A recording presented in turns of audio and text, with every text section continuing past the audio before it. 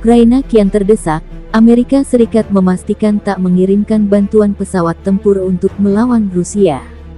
Putusan Amerika sudah bulat dan akan mengirimkan bantuan dalam bentuk yang lain seperti dikutip Tribun Timur dari Reuters Kamis hari ini.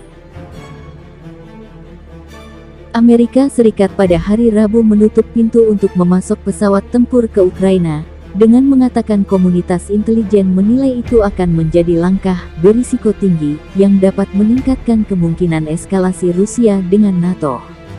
Sekutu NATO Polandia mengejutkan Washington pada hari Selasa dengan permintaan untuk mengirim jet tempur MiG-29 buatan Rusia ke pangkalan Amerika Serikat di Jerman sebagai bantuan kepada Angkatan Udara Ukraina melawan Rusia.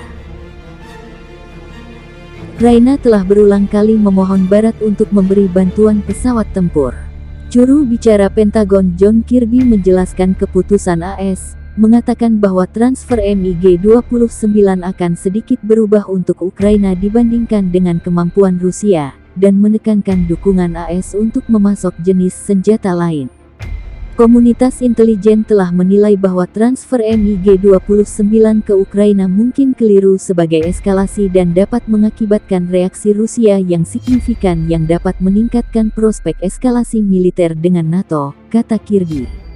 Oleh karena itu, kami juga menilai bahwa transfer MiG-29 ke Ukraina berisiko tinggi. Kirby menolak untuk memberikan rincian tentang apa yang secara khusus mendorong penilaian intelijen AS. Amerika Serikat telah berusaha untuk mempercepat pengiriman senjata ke Ukraina. Sebelumnya, Kementerian Pertahanan Rusia memperingatkan minggu ini bahwa negara-negara yang bahkan menawarkan lapangan udara ke Ukraina, apalagi menerbangkan jet tempur, untuk serangan ke Rusia dapat dianggap telah memasuki konflik dan akan menanggung risikonya.